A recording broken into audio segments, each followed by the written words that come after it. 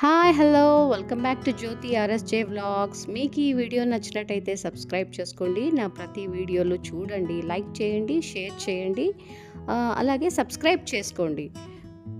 So that ఇంకా so మంచి మంచి కంటెంట్ చేయడానికి నాకు గూడా అనుకూలం అవుతుంది. ఇంకా ఈ యొక్క వ్లాగ్‌లోకెళ్ళిపోదామా అయితే?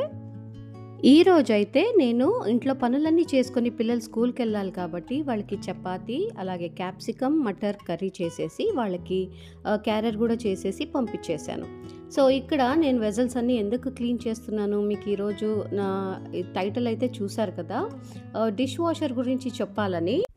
నేనైతే డిష్ వాషర్ తీసుకొని ఇప్పటికి 3 మంత్స్ అయింది. కానీ దీనివల్ల ఉపయోగాలేంటి? మళ్ళీ ఉపయోగం కొంతమందికి కొన్ని అభిప్రాయాలుంటాయి గదా! దానికోసం కూడా మీకు అన్ని డీటెయిల్స్ చెప్తున్నాను. ఇక్కడైతే వెసల్స్ అన్నీ కూడా మీకు చూపిస్తున్నాను కదా! ఆయిల్ ఉన్నటువంటిది, అలాగే ఫుడ్ పార్టికల్స్ ఏవి కూడా లేకోకుండా వైప్ ఔట్ చేసి మొత్తము దాన్ని తీసేసి మనము దాంట్లోకి డిష్ వాషర్‌లోకేసుకోవాలి. ఇక్కడ చూపించిన పాల పాత్ర అయితే ఖచ్చితంగా స్క్రబ్ చేయాలండి. ఎందుకు స్క్రబ్ చేయాలి? మీకు తెలుసు గదా! మనం చేయితో స్టీల్‌ది అవి తీసుకొని స్క్రబ్బర్ తీసుకొని రబ్ చేస్తేనే అది చాలా ఎక్కువగా ప్రెషర్ పెట్టి రబ్ చేస్తేనే పోతుంది. మరి అలా స్క్రబ్ చేసేటప్పుడు మిషన్ ఎలా అండి అంతా క్లీన్ చేస్తుంది? సో, మనము వెసల్స్ అన్నీ కూడా ఫుడ్ పార్టికల్స్ తీసి కొద్దిగా పాల పాత్రలైతే ఖచ్చితంగా స్క్రబ్ చేసుకోవాలి. మిగతా విషయాలంటే మీరు అలానే వేసేసినా క్లీన్ అయిపోతుంది. నేనిప్పుడు చూపించిన వెసల్స్ అన్నీ కూడా వేసేస్తున్నాను చూడండి. నేనిక్కడ చూపిస్తున్నటువంటి వెసల్స్‌కి 60 లీటర్స్ ఆఫ్ వాటర్ ఇదవుతుంది ఖర్చవుతుంది. కానీ అదే డిష్ వాషర్‌లో 30 లీటర్స్‌తో స్టీమ్ చేసి క్లీన్‌గా తళతళ మెరిసేలాగా మనకి క్లీన్ అవుతుందనమాట. సో, కరెంట్ కన్జంప్షన్ కూడా ఏమంత ఎక్కువగా రాదండి కరెంట్ బిల్లు. అలాగే నేను ఇంకొక విషయం మీతో షేర్ చేసుకోవాలనుకుంటున్నానంటే, నాకు ఈ డిష్ వాషర్ వల్ల ఉపయోగాలైతే ఉన్నాయండి. ఎందుకంటే హైజీనిక్‌గా వస్తుందా, ఇంకొకటి మనం ఎప్పుడైనా లేజీగా ఉన్నప్పుడు, లేదంటే ఇంట్లో గెస్ట్ ఉన్నప్పుడు, వాళ్ళతో టైమ్ స్పెండ్ చేయాలన్నప్పుడు, లేదంటే ఇంకా ఎప్పుడైనా మనకి ఎక్కడైనా వెళ్ళాలన్నప్పుడు ఇదైతే వర్కింగ్ వుమెన్స్‌కైతే చాలా అనుకూలమండి. హౌస్ వైఫ్‌కి కూడా వాళ్ళకి కాదని కాదు కానీ. అలాగే ఇక్కడ మనము మన చెయ్యి తర్వాత మన స్క్రబ్బర్ వెళ్ళుకోకున్నటువంటి చోటు ఈ జార్స్‌లో గానీ, లేకపోతే ప్లేట్స్ ఎడ్జెస్‌లో గానీ అలా వెళ్ళుకోకున్నటువంటి చోటు గూడా ఇది హైజీనిక్‌గా క్లీన్ చేసి మనము తరచుగా పెడుతుంటే హైజీనిక్‌గా క్లీన్ చేసి మనకు ఆ వెసల్స్ క్లీన్‌గా వస్తాయండి. నాకైతే ఆల్మోస్ట్ అన్నీ కూడా ఎంత గ్లాస్ లాగా మెరుస్తుందంటే మనం ఫేస్ కనపడుతుంది. అంత క్లీన్‌గా వాష్ అవుతుందనమాట దీంట్లో. సో, ఇక్కడ నేను అన్నీ అరేంజ్ చేసుకుంటున్నాను కదండీ! అలాగే అరేంజ్ చేసుకోవాలి. ఇక్కడ స్ట్రెయినర్ చూస్తున్నారు కదండీ! ఇది కూడా చాలా క్లీన్ అయి వస్తుంది. తర్వాత ఇక్కడ మనము ఎలాంటి వెసల్స్ పెట్టాలి అని అంటే, దీంట్లో స్టీలు, అలాగే గ్లాస్ ఐటెమ్స్, తర్వాత ఈ టప్పర్‌వేర్స్ ఉంటాయి కదా! ఓవెన్‌లో పెట్టేవి, హీట్ రెసిస్ట్ చేసేవి అలాంటి వెసల్స్ అయితే ఓకే.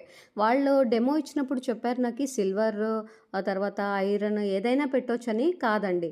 ఐరన్, సిల్వర్ ఇవన్నీ ఏది పెట్టకూడదు. ఎందుకంటే అది నేను ఒక్కసారి సిల్వర్ పెట్టి ఏమవుతదో అని చూస్తే అన్నీ కూడా ఆహ్, చుక్కలు చుక్కల్లాగా అంతా డాట్స్ వచ్చేసింది కంప్లీట్‌గా అది.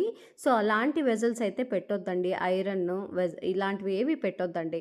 సో, ఇక్కడ ఫ్యాన్స్ మనము అన్నీ పెట్టేసిన తర్వాత వెసల్స్ ఒక్కసారి ఫ్యాన్స్ ఈజీగా తిరుగుతున్నాయా? లేదంటే ఏవైనా అడ్డుపడుతుందా? ఒకసారి చూసుకోవాలి. ఎందుకంటే అడ్డుపడినట్లయితే ఏమవుతుందంటే అవి ఫ్యాన్స్ కట్ అయ్యే ఛాన్సెస్ ఉంటాయని చెప్పారు నాకు డెమోలో. తర్వాత ఇక్కడ నేను డిటర్జెంట్ ఏసాను. ఇటువైపు ఉన్నటువంటి దాంట్లో. అటువైపు రిన్సైడ్ వేయాలి.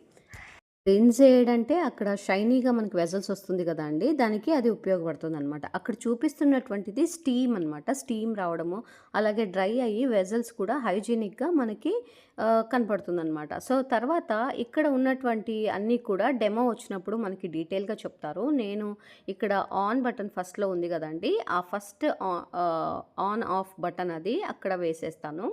అక్కడ ఆన్ చేసిన తర్వాత నేను టర్బోలో పెడతానండి. ఎందుకంటే టర్బోలో 1 అవర్ 40 మినిట్స్‌లో నాకి క్లీన్‌గా నాకి వెసల్స్ అన్నీ కూడా క్లీన్‌గా రెడీ అవుతుంది. సో, ఇక్కడ టర్బోలో పెట్టిన తర్వాత ఇక్కడ పైన స్టార్ లాగా, సన్ లాగా ఉంది గదా! అదైతే సాల్ట్, దీనికి సాల్ట్ అవసరం అవుతుంది. ఆ సాల్ట్‌కి అలాగే కట్లరీ ఒక్కటే వాష్ చేసుకోవాలంటే అది కూడా. తర్వాత ఇక్కడ వైఫై కనెక్షన్ ఉంది మనకు.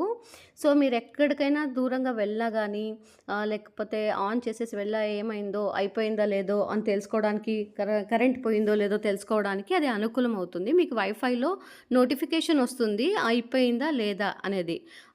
తర్వాత అయిపోయిన తర్వాత మనకొక మెసేజ్ కూడా వస్తుందండి. అక్కడి నుంచి కూడా మనం ఆపరేట్ చేసుకోవచ్చు. తర్వాత స్టార్ట్ బటన్ ఇక్కడ చూడండి. నేను డిష్ వాషర్ ఆఫ్‌లైన్ అంటే ఇంట్లో వైఫై కనెక్షన్ ఉండాలండి దానికి.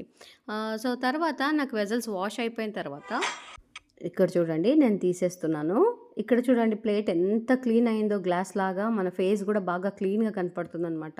అదే చేయితో కడుక్కుంటే గూడా ఇలాగే కనపడుతుందనుకోండి ఆల్మోస్ట్. కానీ హైజీనిక్‌గా వేడిగా ఉన్నాయండి వెజల్స్ అన్నీ కూడా.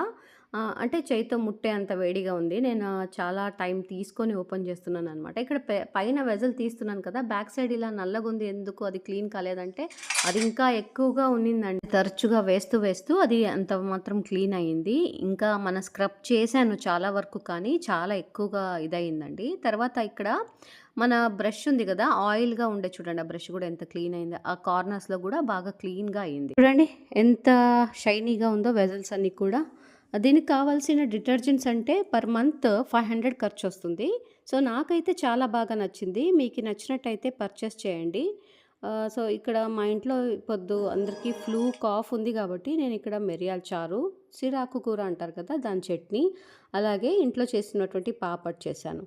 సో, ఈ ఛానల్ మీకు నచ్చినట్టయితే గనక దయచేసి సబ్స్క్రైబ్ చేసుకొని కమెంట్ చేయండని రిక్వెస్ట్ చేస్తున్నా. Thank you.